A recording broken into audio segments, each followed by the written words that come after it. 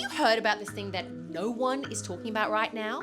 Information has just come to light that proves that a big government minister, Carol Dunn, has been taking hundreds of thousands of taxpayer money and taking bribes. This is shocking. You need to share this with your friends and family now. They need to know. Wait. What you're watching isn't real. Get your finger off that share button. I swear it's true, or my name is TruthTeller83. What you're watching is actually disinformation. It's deceptive, it's dangerous, and it has the potential to undermine our democracy. You get it? Yeah, I got it. There are two types of information disorder that are taking over our airways.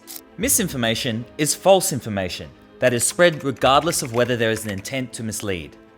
Its evil brother is disinformation, deliberately misleading or biased information, manipulated narrative or facts or propaganda. Misinformation, mistake. Disinformation, deliberate. There you go, easy. And it's nothing new. In the Victorian era, competing newspaper vendors were incentivized to fabricate stories and evidence and keep their newspaper businesses alive. Now imagine the reach of those newspaper vendors being amplified exponentially thanks to the internet and social media. Zuckerberg's Meta and Elon's X, I'm not talking about Grimes, are incentivized to fight for your attention, to keep you on their platforms so that they can serve you more advertising. I should get one of those.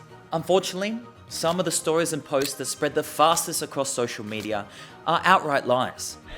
Gotcha. And when they're shown to people again and again, it warps their perception of reality, and it becomes harder for the truth to break through.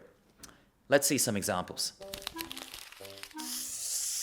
In science and health, mis and disinformation could be as harmless as believing that you swallow 8 spiders in your sleep a year. What? Really? That's not true? Whew! Thank God. Or it can be as serious as perpetuating harmful claims against vaccines.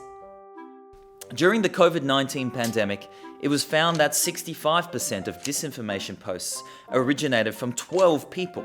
They were dubbed the Disinformation Dozen, which makes them sound like they're in the Western. This had an impact here in Australia. In a survey by YouGov Cambridge Globalism, they found 23% of Australians answered definitely true or probably true when they were asked if coronavirus was created and spread by powerful forces in the business world. This misinformation created mistrust in our institutions, a reluctance to get vaccinated, and a refusal to follow lockdown laws.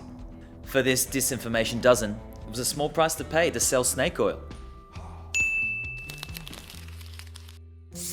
During the 2023 referendum, opposing forces spread lies to sow hatred in communities and turn the referendum into a toxic campaign.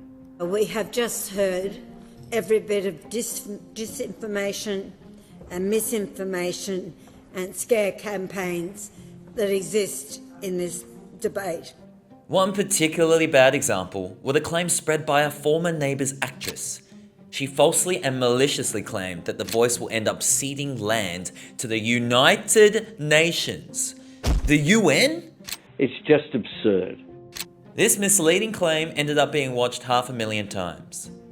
This mis and disinformation, putting question marks around the Voice referendum, is one of the main reasons why the referendum failed. And it was just a horrific outcome for First Nations communities. Australia's 2019 and 2020 bushfires garnered international attention. Heat wave expected to push temperatures over 100 degrees Fahrenheit by the weekend.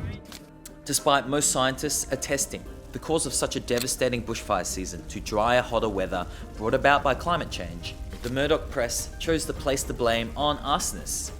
A study from QT saw a suspicious spike in activity pushing the hashtag #ArsonEmergency. They found a ton of bot-like and troll-like behaviour, pushing this same narrative that spread the disinformation like something that proliferates a lot, that spreads. We all have a part to play in this. We should be constantly vigilant to stop mis and disinformation in its tracks. But it can't be the sole responsibility of individual users to clean up all that inflammatory garbage on Twitter. Oh, done. The Labor government is trying to do something about it before the next general election. we have to make sure that they get it right. That is why Get Up is stepping into the fight.